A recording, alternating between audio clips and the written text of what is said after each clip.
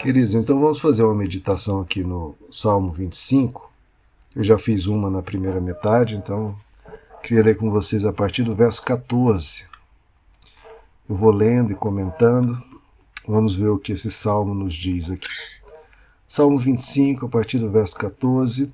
O Senhor confia os seus segredos aos que o temem e os leva a conhecer a sua aliança. Então, já nesse primeiro verso, queridos, Deus especifica muito bem, muito claramente a quem e para quem são as promessas, para quem é a aliança, para quem é todos os benefícios de caminhar com Deus. É para os que o temem. Não é para quem diz que é de Deus, não é nem para quem necessariamente só vai à igreja. Se não houver o temor do Senhor, que a Bíblia até diz que é o princípio, é por onde começa a sabedoria, é a essência da sabedoria que Deus preza.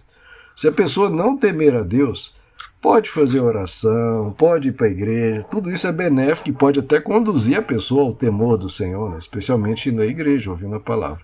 Mas se a pessoa não se rende a Deus, não se entrega e não se submete aos princípios de Deus, ou seja, é uma fé da boca para fora, é uma pessoa que não tem o temor do Senhor. Vai lá, ouve, vai lá buscar uma bênção, etc. E depois no dia a dia faz coisas equivocadas, não quer saber, né, naquela escolha dela, naquela ação dela, se Deus aprova ou não.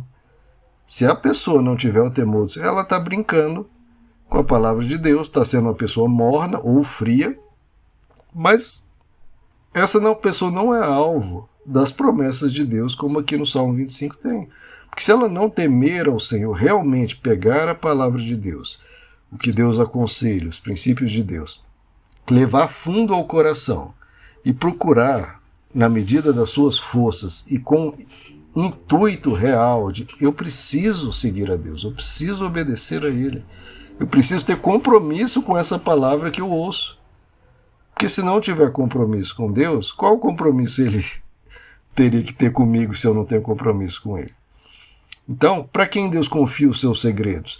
Para quem Deus leva a conhecer a sua aliança? Para os que o temem. Então não é da boca... Não é dizer, porque hoje em dia todo mundo diz que tem Deus. Né? Não, eu tenho Deus. Que isso, eu e Deus. Mas não basta dizer, tem que mostrar isso, especialmente em temor e obediência. E continua no verso 15, os meus olhos estão sempre voltados para o Senhor, pois só Ele tira os meus pés da armadilha. Então, olha só, a vida da pessoa que teme ao Deus é uma pessoa cujos olhos estão voltados para Deus. Então, as atitudes dela, os pensamentos dela, que podem, a pessoa não é perfeita, mas ela procura voltar os seus olhos para o Senhor, procura se quebrantar, procura satisfazer a Deus e honrar a Deus nas suas atitudes diárias. Não existe, né, tipo, não, minha vida com Deus é uma coisa, minha vida no trabalho, nos negócios, na minha vida relacional, no que eu falo, não, aí Deus que não se meta, não. Deus só aceita uma entrega total. E essa pessoa que tem os olhos voltados para Deus. A gente não quer que Deus tenha os olhos voltados para nós? A gente tem que ter os olhos voltados para Deus. Levar os nossos pensamentos ao Senhor. Levar as nossas vontades até Ele. Verificar com Deus aquilo que Ele aprova e não. E procurar melhorar a cada dia. E é assim que Ele nos tira os pés das armadilhas. Porque o que mais tem na vida são armadilhas, que a vida coloca, que as situações colocam, o que nós mesmos nos colocamos se a gente não observar a palavra de Deus, se a gente não seguir os caminhos do Senhor. E aí, diante disso, temendo ao Senhor, tendo os olhos voltados para Ele, Ele faz a oração no verso 16, volta-te para mim e tem misericórdia de mim, pois estou só e aflito. Então essa oração Deus ouve. Por quê? Porque a pessoa tem o temor do Senhor, tem os olhos voltados para o Senhor. Então, a pessoa pode pedir isso a Deus e faz todo sentido, porque é uma pessoa que está buscando a Deus continuamente e busca honrar a Deus continuamente. E aí ele continua no verso 17, As angústias do meu coração se multiplicaram. Liberta-me da minha aflição. Olha para a minha tribulação e o meu sofrimento e perdoa todos os meus pecados. Vê como aumentaram os meus inimigos e com que fúria me odeiam. Então veja, a vida do cristão, que também, né, vivem fazendo promessas falsas aí, né, para atrair multidões, falando que a vida com Deus vai ser só de glória em glória, só bênção, só maravilhas. Olha o salmista aqui. São angústias, são tribulações, são sofrimentos. Acontece. Existem vários episódios da nossa vida, uns mais curtos, uns mais prolongados, pelos quais a gente passa por isso. A atitude do cristão diante disso se põe em oração e fala: Senhor, há angústias, liberta-me, me ajuda. Então é clamar ao Senhor, irmãos. Não tem outra alternativa, porque a alternativa é virar as costas para Deus. Não dá. Se com Ele às vezes a gente atravessa isso, imagina sem Ele e sem o suporte dele. Como diz Pedro, quando Jesus perguntou para Pedro: Pedro, queres ir também? Ele falou: não. Para quem irei eu? Existe por acaso alguma outra opção? Para quem irei? E mesmo havendo outras opções, seria melhor do que o próprio Deus? O ser supremo em bondade, em amor, que sabe o que faz. Ele sabe o que faz. A gente nunca pode perder essa fé, irmãos. A gente está passando, igual o salmista dizendo, tribulação, sofrimento, angústias, inimigos, fúrias de pessoas que me odeiam, mas Deus sabe o que faz, irmãos. A gente tem que ter essa fé simples. Se eu estou nessa situação, Ele vai estar comigo. Se eu estou passando por tal coisa, Ele vai estar comigo. Ele sabe o que faz. Ele vai me conduzir. Vai me tirar daqui de alguma maneira. E isso Ele há de ouvir, socorrer e ver principalmente a nossa atitude de, diante do sofrimento, em vez de virar as costas, ir mais para Ele. Diante da dor, a gente tem que ir mais para perto dele. Verso 20, guarda a minha vida e livra-me. Não me deixes decepcionado, pois eu me refugio em ti. É o que eu falei. Olha, tudo de ruim acontecendo, o que ele faz? Senhor, eu estou indo me refugiar em ti.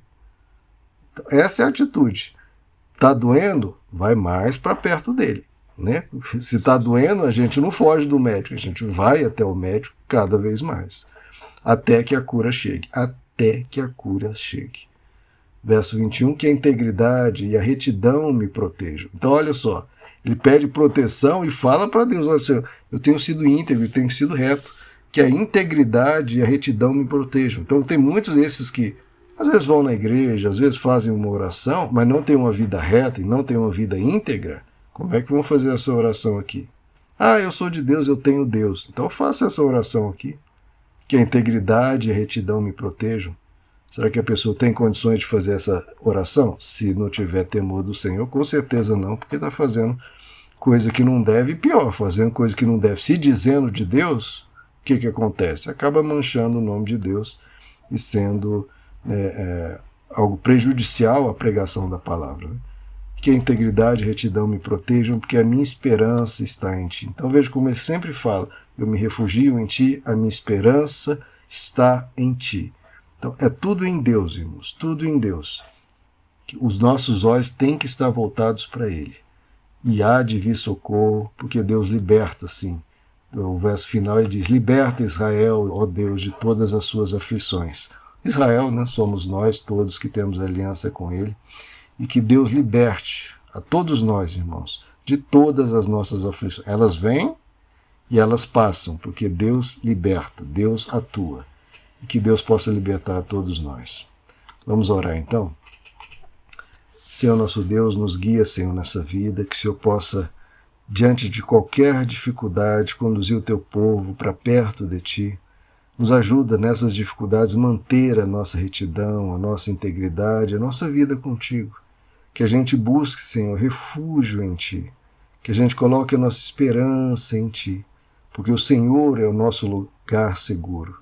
É em ti que está o amparo, a ajuda, o suporte, a proteção. Protege-nos, Pai. E mantém acesa a chama em nós do temor do Senhor. Nos ajuda a sempre servir ao Senhor da maneira que te agrada. Que o Senhor esteja em primeiro lugar. E em segundo, Senhor, virá a tua resposta, O Senhor há de suprir as nossas necessidades e há de atuar em nossas vidas, nos libertando. Abençoa todos nós, Pai, e nos guia para estarmos junto a Ti todos os dias e sempre. Nós pedimos e Te agradecemos em nome de Jesus.